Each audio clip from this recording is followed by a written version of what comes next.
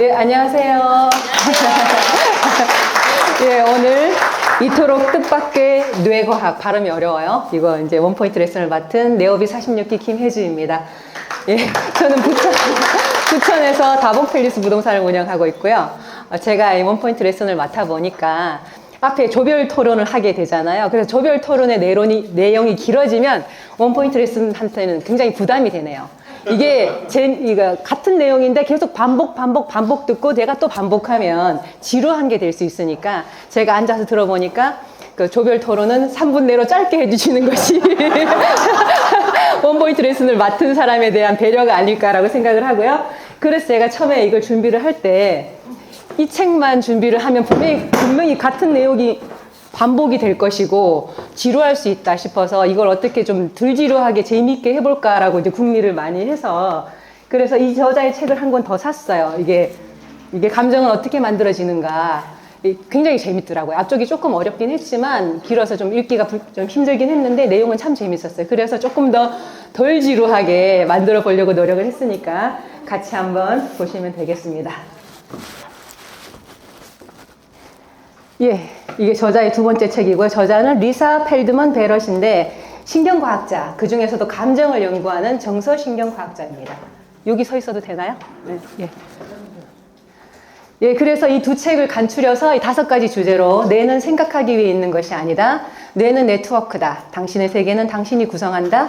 감정은 어떻게 만들어지는가? 감정이 세상을 움직인다. 이렇게 5 주제로 한번 이야기를 해보겠습니다.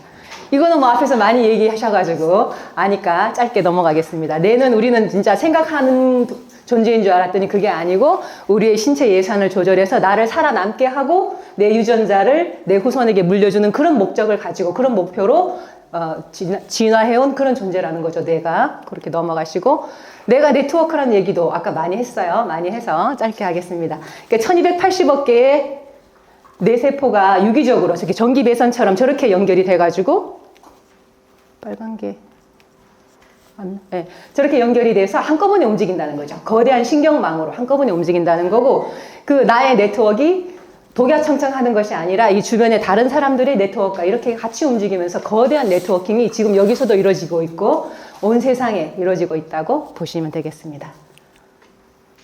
이제 주제를 3가지로 추려서 얘기를 해보자면 어린 뇌는 스스로 세계와 연결한다. 얘기 많이 하셨던 거. 그리고 당신의 뇌는 보이지 않게 다른 뇌와 함께 움직인다. 그리고 인간은 사회적 동물이다. 이렇게 주제로 얘기를 해보겠습니다.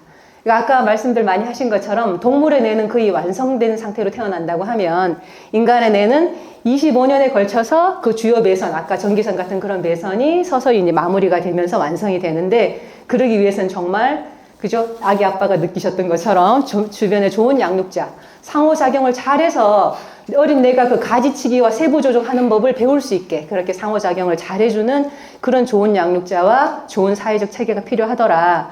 그러니까 이런 불행들이 고아원이나 이런 불행들이 반복되는 것이 유전자의 문제가 아니더라. 뇌의 배선이 잘못돼서 그런 문제더라 하고 이제 얘기하고 있죠.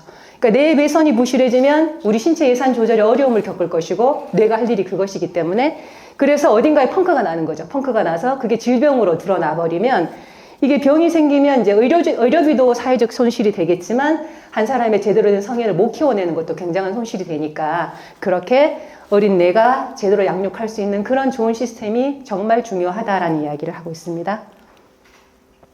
그 다음에 아까 네트워킹 그 사진에서도 보신 것처럼 우리는 인간은 사회적 동물이라고 많이 배워왔어요. 많이 배워왔는데 뇌과학적으로도 이렇게 증명이 되는 거죠. 증명이 됐다는 거죠. 그래서 항상 다른 사람과 이렇게 플러스 마이너스의 신체 예산을 주고받고 있으니까 플러스를 많이 주고받는 사람이 옆에 많으면 좋겠죠. 그래서 주변에 긴밀하고 힘이 되는 관계를 유지하는 것이 아주 행복한 생활을 하는 데 도움이 된다. 그런 이야기고요. 그리고 동물도 이 정도는 할 수 있는데 특별히 인간은 말로도 그걸 할 수 있다는 거죠. 그래서 멀리 있는 사람하고 전화통화로 서로 위로를 주고 위로를 받고 또 사랑을 나눌 수도 있으니까 말로 사람을 죽일 수도 있지만 살릴 수도 있으니까 좋은 말 많이 하시고 서로 플러스를 많이 나누는 관계를 주변에 많이 두시면 좋겠습니다. 그리고 그런 사람이 돼줘야겠죠, 주변에. 그렇다면 내가 네트워킹으로 움직인다는데 우리가 기억은 어떻게 만들어지고 기억이 어떻게 떠올라지는 걸까 한번 이제 생각을 해보려고 해요. 그러니까 이런 좋은 기억들이 뭐 나쁜 기억도 있겠지만 좋은 기억들이 많이 있잖아요. 그 우리는 이제 보통 이제 예를 들어서 이제 강화도에 내가 놀러 가서 자전거 타고 이렇게 놀았다. 이렇게 이제 기억을 한다면 우리 이제 사진을 찍어가지고 이제 사진첩에 끼워 놓거나 아니면 이제 컴퓨터 파일에 여행, 뭐 강화도 여행 해가지고 컴퓨터 파일에 들어있잖아요. 그렇게 저장을 하고 우리가 기억이 나서 보고 싶을 때는 그걸 클릭해서 본단 말이죠. 그러면 완성된 상태로 그림이 딱 뜨잖아요, 사진이. 우리의 기억도 그런 식으로 되는 걸까라고 생각해 보면 그건 아니라는 거죠. 그건 아니고 우리 뇌에 들어오는 정보량이 너무 많은 거예요. 뭐 맨날 보고 듣고 뭐 이런 거니까 정보량이 너무 많으니까 그 많은 것을 다 기억했다가는 뇌가 터지겠죠. 저처럼 오래 살면 벌써 터졌을 거예요, 옛날에. 그러니까 뇌는 기억할 만한 가치가 있는 정보만 기억을 해주는 거죠. 그런데 그 기억할 만한 가치가 있는 정보만 해도 양이 너무나 많기 때문에 그것을 요약해서 압축해서 아주 작게 해서 이제 보관을 하는 거죠. 저장을 하면서 제목만 하나 딱 붙이는 거예요.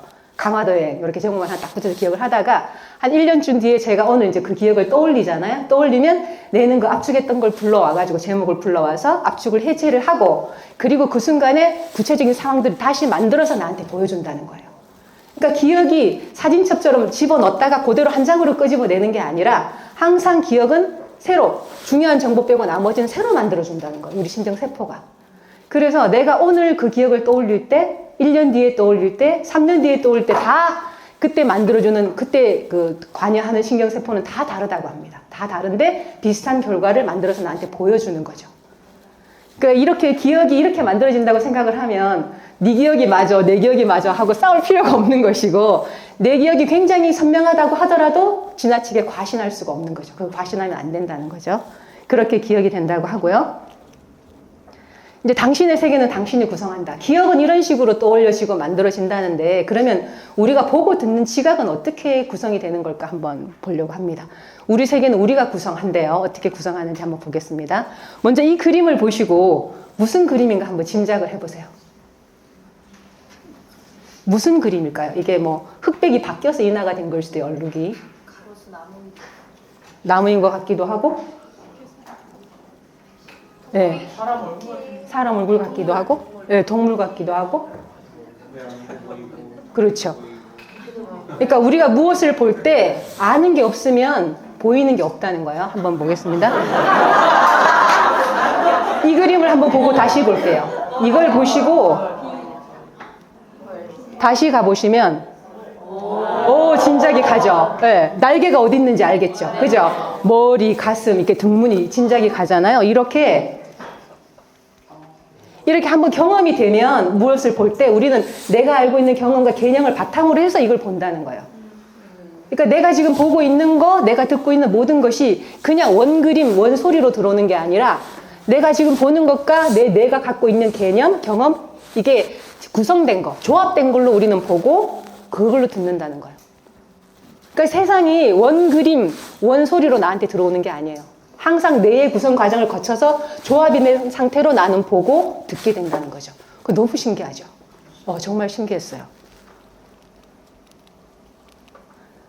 그래서 우리는 세상을 사진처럼 이렇게 바로 보지 않습니다. 항상 뇌의 구성 과정, 뇌의 조합을 거쳐서 내가 알고 있는 것만큼, 내가 갖고 있는 개념만큼 보게 된다는 거, 보고 듣게 된다는 거예요. 그리고 인간의 뇌는 현실을 만들어낸다. 이제 사회적 현실을 얘기하는 건데, 아까 우리 봤잖아요. 이제 내가 기억할 때 압축, 엄청나게 압축을 한다고 했잖아요. 그 압축의 능력 덕분에 인간은 추상화가 가능하다고 합니다. 추상적으로 생각하는 거. 그게 가능하다고 합니다. 그래서 요 그림에 제목을 하나 붙인다면 뭐라고 붙일 수가 있을까요?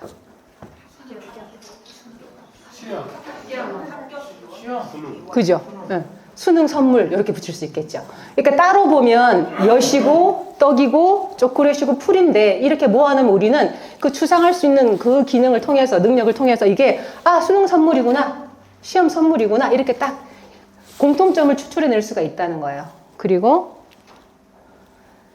비둘기는 새인데 또 어떻게 이해하면 우리는 뭐의 상징으로 이해할 수 있어요? 평화의 상징으로 이해하죠. 자유나 평화의 상징으로 이해하죠. 무궁화는 그냥 꽃인데 뭐 다른 사람한테는 꽃이지만 우리나라 사람에게는 국가의 상징으로 된다는 거예요. 이렇게 같은 아까 다른 물건의 공통점을 추출해낼 수도 있고 같은 물건의 다른 용도까지 우리는 유추해서 생각할 수가 있다는 거예요. 그게 압축과 추상을 통해서 가능하다고 합니다. 하나 더 이걸 뭐라고 읽을까요? 그죠? 이렇게 놓으면 우리는 이거를 B라고 읽을 것이고 이렇게 놓으면 13이라고 읽어요. 그러니까 그냥 보는 게 아니라 뇌가 자기가 알고 있는 것 바탕으로 해서 주변 맥락을 이해하면서 그렇게 본다는 거죠. 이렇게 어디 있냐에 따라서 이렇게. 예. 실제로 나는 그렇게 안 하는 것 같은데 내 뇌는 그런 작용을 하고 있는 거예요. 계속해서 주변 맥락을 이해하면서 보고 있는 거예요. 이렇게 그런 압축과 추상 기능을 통해서 이제 인간만이 독특하게 할 수 있는 게 사회적 현실을 만들 수 있다. 물리적으로는 실제하지 않지만 그걸 마치 실제하는 것처럼 우리가 사회적으로 약속을 해서 만들어서 현실로 살아가고 있는 거죠. 예를 들면 뭐 국가, 국경, 주소, 정치체제 이런 거죠. 이런 것들은 물리적으로 실제하는 게 아니라 우리가 약속을 통해서 누구나 다 인정을 하는 거예요. 여기까지가 한국이라고 하자. 여기를 뭐 서초구라고 하자. 이런 식으로 약속이 된 거잖아요. 이런 사회적 현실을 만들어서 현실처럼 살고 있는 거는 인간만이 가능한 능력이고 다 아까 그 추상의 능력을 통해서 가능하다고 합니다. 그리고 특히 언어.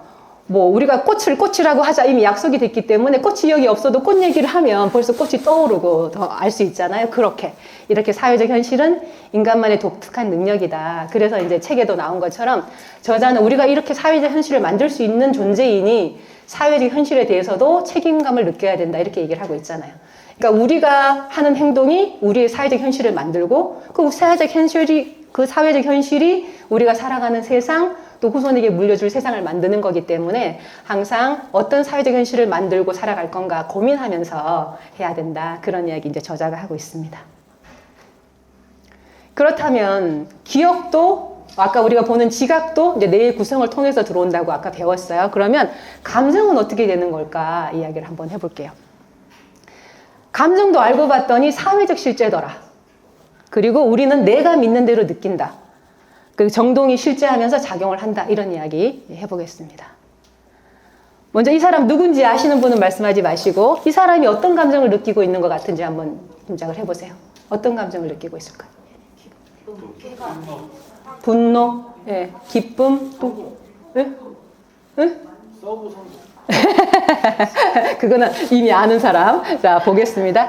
그러니까 그냥 보면 분노하는 듯이 느껴지고 약간 고통을 느끼나 이런 느낌이 오는데 그런 감정을 느낄 수가 있는데 진짜 사진을 보면 예, 포효죠. 세레나 윌리엄스가 먼저 공격이 성공했겠죠. 그래서 환희라고 부를 수가 있겠죠.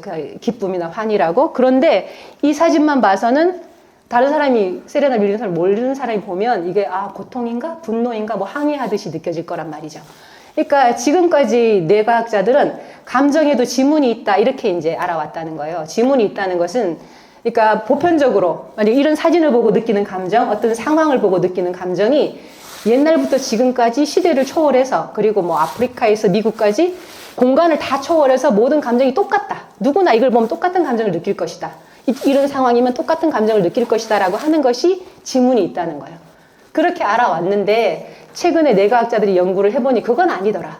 감정도 우리가 어릴 때부터 주변 사람의 반응을 보고 사회적으로, 문화적으로 배워서 느끼는 거더라. 이런 이야기예요. 너무 신선했어요, 이 시각이. 그래서 우리는 뇌가 믿는 대로 느끼게 된다는 거예요. 우리가 어떤 느낌을, 어떤 감정을 느낄 때, 어떤 느낌을 느낄 때 먼저 작용하는 것이 내 몸 안의 느낌. 이따 이제 나오겠지만 정동이라고 내 몸 안에 있는 기본 컨디션. 그게 먼저 좌우를 하고 그 다음에 내가 배워왔던 사회적 맥락, 문화적 맥락으로 이해를 한다는 거죠. 느끼게 된다는 거죠. 나도 모르게. 그러니까 예를 들면 이런 문화적 맥락을 예를 들자면 이런 식이에요. 막 이런 동작 있잖아. 이런 동작. 이런 동작이 어느 나라에서는 모욕감을 느끼게 한다면서. 그죠? 어떤 나라에서는 모욕감을 느끼게 하고 어떤 나라에서는 아무렇지도 않잖아요. 그리고 만약에 이제 죽음에 대한 슬픔도 생각을 해보면 가까운 사람이 죽었을 때 만약에 뭐 인디안이나 인도 사람들은 죽음을 우리보다 훨씬 가볍게 느끼죠. 뭐 자연으로 돌아간다, 아니면 뭐 윤회한다 생각하기 때문에 덜 슬퍼한단 말이에요. 근데 우리는 굉장히 슬퍼하잖아요. 그러니까 이런 것들이 내가 어릴 때부터 주변 사람들을 보면서 성인의 반응들을 보면서 배워와서 그렇게 느끼게 된다는 거예요. 그거 너무 신기했어요. 그렇다면 감정이 이렇게 학습된 거다라고 생각을 해보면 우리한테 어떤 감정이 휘몰아칠 때 그걸 조절하기가 좀 쉬워질 거예요. 내가 막 분노가 치솟아 어떤 상황에 분노가 치솟을 때 나는 이런 상황에 분노하도록 학습되어 왔구나 라고 생각을 해보면 그럼 다른 선택지도 가능한 거거든요. 그럼 이게 학습된 거라면 나 다르게 반응할 수도 있지? 라고 생각하고 감정을 약간 분리해서 나 자신과 분리해서 자꾸 생각을 하면서 좋은 감정이면 뭐 분리할 필요가 없겠지만 그런 부정적인 감정은 그렇게 한 번씩 분리해서 생각하면 조절하기가 훨씬 쉬울 거라고 생각합니다. 네. 그리고 정동이 우리 몸 안에 있는 기본 느낌이 아까 우리 감정을 먼저 만든다고 했잖아요. 영어로 말하자면 affect가 되겠고 그걸 이제 정동, 정서 이렇게 이제 그 번역을 했더라고요. 정동을 풀어서 말하자면 우리가 하루 종일 경험하는 내 몸 안의 일반적인 느낌, 나도 모르는 사이에 느껴오는 그런 느낌입니다. 그런 느낌이고 그래서 저 정동이 우리를 좌우하기 때문에 사실 우리가 사실이라고 경험하는 것, 사실이라고 생각해왔던 것이 일부는 그 느낌에 의해서 만들어진 게 많더라. 이따 예를 들어드릴 텐데 그렇게 보자면 인간은 결코 합리적인 행위자가 아니다. 합리적인 존재가 아니라는 얘기예요. 한번 해보겠습니다. 정동이 어떻게 만들어지나 하며 모형을 한번 만들어 보자면 오른쪽에 있는 것은 이제 유익한 유인성, 좋은 유인성이에요. 저 왼쪽에 있는 것은 불쾌한 유인성이 흥분도에 따라서 흥분도가 높을 때, 중간일 때, 낮을 때 이런 기분들을 우리가 느끼게 된다는 거예요. 만약에 이제 유익한 유인성이 높은 흥분도로 나한테 느껴온다면 나도 모르게 막 의기양양한 기분, 설레는 흥분, 뭐 잘할 것 같은 그런 느낌, 그걸 받게 되고 만약에 불쾌한 유인성이 낮은 흥분도로 온다면 그냥 무기력하고 약간 우울한 느낌, 나도 모르는 사이에 내 몸이 왠지 무기력하고 우울한 것 같아 이런 느낌을 느끼게 된다는 거. 나도 모르는 사이에 내 몸 안에 이걸 이제 정동이라고 하고요. 그래서 우리가 사실이라고 경험하는 것이 일부는 저런 거에 의해서 좌우된다는 거 예를 한번 들어보자면 이렇습니다. 재판관이 이제 가석방 심리를 하게 되면 죄수를 앞에 놓고 이제 심사를 하잖아요. 저 사람은 가석방 해도 좋은가 아닌가 심사를 하잖아요. 그런 경우에 만약에 그때가 점심시간 직전이면 그러면 가석방이 거부당할 확률이 확연히 높다고 합니다. 그러니까 그 재판관은 본인이 배가 고파서 정동이 약간 나쁜 상태예요. 약간 불편한 상태예요. 근데 그거를 우리 뇌는 상대방에 대한 불편한 감정으로 인식을 하는 거예요. 아, 저 사람 아직 가석방 준비가 안 돼서 내가 뭔가 찜찜해. 이런 느낌이 오는 거죠. 그래서 거부할 확률이 높다고 합니다. 그리고 우리 지난번에 적정한 삶에서도 배웠던 것처럼 날씨가 좋은 날 데이트 신청을 하면 성공할 확률이 높다고 했잖아요. 그러니까 날씨가 좋아서 나의 기분이 정동이 좋은 것인데 그 아가씨는 그걸 상대방에 대한 호감으로 이해를 하는 거죠. 착각을 하는 거죠. 그래서 그런 경우에 인사를 하면서 내가 오늘 날씨가 참 좋네요 라고 인사를 하고 들어가면 그러면 이 착각을 일으킬 편향이 벌써 깨져버렸잖아요. 그래서 다시 그 데이트 승낙받을 확률이 낮아진다는 거죠. 그러니까 진짜로 우리가 나는 정말 아무 생각 내가 일부러 그러는 게 아니에요. 일부러 그러는 게 아닌데 내가 저런 착각을 일으켜서 저런 판단들을 하게 하기 때문에 이렇게 정동이 우리를 많이 좌우하는 거죠. 그렇게 보자면 인간은 결코 합리적인 행위자가 아닌 것이 항상 정동이라는 안경을 끼고 세상을 보고 그 필터링을 거쳐서 감정이 나온단 말이에요. 그러니까 나는 굉장히 합리적이라고 주장하는 사람이 많겠지만 사실은 그리 합리적이지 않다. 그러니까 나의 판단에 지나치게 나의 판단을 과신하거나 그러면 안 된다는 이야기죠. 그래서 이렇게 정동에 의해서 감정이 만들어지고 이제 감정이 또 세상을 움직인다는데 그러면 감정이 휘둘리지 않으려면 어떻게 하면 좋을까 한번 생각을 해보려고 합니다. 먼저 아까 정동을 잘 관리하는 게 좋겠죠. 좋은 감정이 나오자면. 그래서 정동을 잘 관리하려면 신체 예산, 아까 말씀드린 것처럼 내 몸 안의 상태가 좋아야 되니까 신체 예산을 잘 관리하는 게 중요합니다. 기본적으로. 그래서 우리가 익히 알고 있는 잘 먹고 운동하고 잘 자기 또 뭐 베풀고 감사하기 이런 것들이 정말로 우리의 정동을 기본적으로 좋게 하기 때문에 감정도 좋게 나오고 더 행복할 수 있는 거예요. 예, 그러니까 요거 정동을 잘 관리하는 거, 우리 몸을 잘 관리하는 게 아주 중요하고요. 그 다음에 감정 지능 높이기도 꽤 도움이 된다고 합니다. 먼저 이제 새로운 감정 개념을 획득하고 예리하게 연마하자 하는 이야기는 경상도 남자가 집에 오면 딱 3마디 한다고 하잖아요. 뭐예요? 뭐예요? 밥 먹자 또. 아는 밥 먹자, 자자 이렇게 3마디 한다고 하잖아요. 그런 것처럼 감정도 이렇게 한 3-4마디로 끝내는 분들이 많잖아요. 기분 좋아, 기분 나빠, 짜증나. 이 이상의 표현은 잘 안 하는 그런 분들이 꽤 많단 말이죠. 그런데 우리가 만약에 기분이 나빠 이렇게 생각을 하고 그렇게 표현을 하면 우리 뇌는 항상 나의 몸을 이제 제대로 관리하기 위해서 대응 방안을 생각할 거잖아요. 어떻게 해서 기분이 왜 나쁠까? 어떻게 해서 풀어줄까? 이런 대응 방안을 생각을 할 건데 내가 뭉뚱그려서 표현을 하고 생각을 하고 있기 때문에 기분 나빠. 그럼 왜 기분 나쁜지를 얘는 찾아 들어가야 되는 거예요. 그 원인을. 내가 이제 어떤 대응 방안을 가지려면 세분화된 어떤 표적이 있어야 되는데 그 세분화를 하기까지 계속 들어가는 에너지가 소모가 되는 거죠. 근데 내가 그거를 구체적으로 느끼고 구체적으로 표현을 해주면, 예를 들면, 오늘 날씨가 그래서 그런가 왠지 약간 우울하고 외로운 것 같아. 이렇게 표현을 해주면, 그러면, 얘가 우울하고 약간 외롭구나라고 생각하고, 거기까지 찾아 들어가는 에너지가 소모가 덜 되는 거예요. 그런 식으로 구체적으로 생각을 자꾸 해주면, 우리 신체 예산을 많이 아낄 수가 있겠죠. 뇌의 상태가 훨씬 더 좋아지겠죠. 그리고 내가 그렇게 표현을 해주기 시작하면, 나와 대화하는 상대방도 나를 더 잘 이해하겠죠. 확실히 공감이 더 잘 되고 소통이 잘 될 거란 말이에요. 그리고 우리 뇌라는 것이 감정 개념이 나왔는데 우리 뇌라는 것이 단어를 중심으로 개념을 형성한다는 거예요. 그리고 이 개념들을 바탕으로 많은 것들을 아까처럼 생각하고 판단하고 보고 듣고 하잖아요. 그러니까 많은 단어를 갖고 있는 게 굉장히 중요하다고 합니다. 그러니까 감정 개념도 많은 단어를 갖고 구체적인 표현을 하고 그런 개념들을 많이 갖고 있는 것이 나의 감정에도 도움이 되고 여러 가지로 굉장히 플러스가 된다는 거죠. 그러니까 구체적으로 표현해보기 연습을 해보세요. 뭉뚱그려서 표현하지 말고 그렇게. 그리고 감정의 재범주화, 영어로 읽자면 리카테고리제이션이죠. 그러니까 카테고리를 다시 바꿔주자 이런 이야기입니다. 어떤 식인가 하면 제가 이제 발표를 앞두고 저기 앉아 있는데 막 한 10분 전 되면 가슴이 막 뛰기 시작하잖아요. 숨이 막 가빠, 막 가슴이 콩닥콩닥 거려. 그럴 때 우리가 보통 느끼는 감정이 불안감이죠. 나 올라가서 망칠 것 같아. 막 심장이 이렇게 뛰고 막 숨이 가쁘니까 망칠 것 같아. 준비가 덜 돼갖고 어떡하면 좋아. 이렇게 불안감을 느끼는데 그때 의도적으로 감정을 바꿔주는 거예요. 긍정적인 것으로. 의도적으로, 의식적으로 바꾸는 거예요. 아니야. 내가 지금 심장이 뛰는 것은 잘해보고 싶어서 그런 거야. 나 준비 충분히 했고 올라가면 잘할 수 있어. 그래서 뛰는 거야. 이렇게 나 스스로에게 나의 감정을 바꿔줘 버리는 거예요. 그러니까 부정적인 감정이 나를 음습할 때, 막 휩싸일 때 그때 의도적으로 긍정적인 것으로 범주를 바꾸는 연습. 이게 뭐 한 번, 두 번 한다고 되는 건 아니라고 합니다. 근데 자꾸 하면 된대요. 그리고 도움이 될 거니까 계속 의식적으로 그렇게 범주를 바꾸는 연습을 해보시고요. 이렇게 보면 우리 지각이 추측일 뿐이다. 처음에 누가 말했으면 안 믿었겠지만 지금까지 얘기를 해보니까 추측일 뿐이다라고 이해가 가죠. 이해가 가는데 그래서 재판정에 아까 재판관의 오류도 말씀드렸지만 배심원들도 본인의 편견이 있을 수가 있고 또 목격자의 기억도 또 왜곡될 수가 있는 거예요. 그래서 재판정에 이런 오류들이 많을 수 있다 하고 저자는 그걸 강조하죠. 항상 이런 재판이 있기 전에 교육을 시키는 것이 중요하다. 편향이 있을 수 있다. 이런 오류가 있을 수가 있다라고 교육을 시키는 것이 중요하다고 이제 저자는 이야기를 하고요. 목격자의 기억 왜곡에 대해서 이제 예를 한번 들어보자면 1975년에 이제 오스트레일리아에서 끔찍한 강간 사건이 있었대요. 너무나 끔찍한 강간 사건이 있었는데 피해자가 자기는 범인의 얼굴을 분명히 봤다. 바로 코앞에 있었으니까 분명히 봤다. 그래서 범인을 지목을 했어요. 지목을 해서 이제 그 사람을 잡아와 봤더니 유명한 교수예요. 근데 그 사람의 알리바이를 보니까 명백한 알리바이가 있어요. 마침 그 순간에 어떤 기자인가 누군가하고 인터뷰를 하고 있었대요. 그래서 그 사람이 범인이 아닌 건 확실해요. 근데 피해자는 분명히 100% 그 사람을 봤대.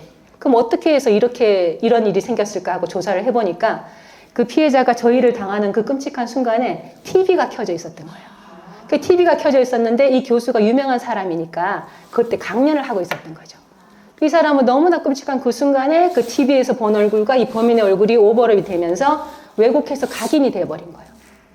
저 사람 100% 확신했겠죠. 자기가 분명히 봤다고. 그러니까 우리가 100% 봤다, 100% 느꼈다, 100% 안다라고 생각하는 것이 사실은 뇌의 착각이고 오류일 수 있다는 걸 항상 염두에 둬야 된다는 거예요. 그래서 확실성의 속박에서 벗어나자. 너무 나 안다고, 나 봤다고, 나 100% 믿는다고 그렇게 확신하지 않는 것이 뇌에 대해서 공부한 우리로서는 그런 바람직한 태도가 되겠습니다. 네, 이렇게.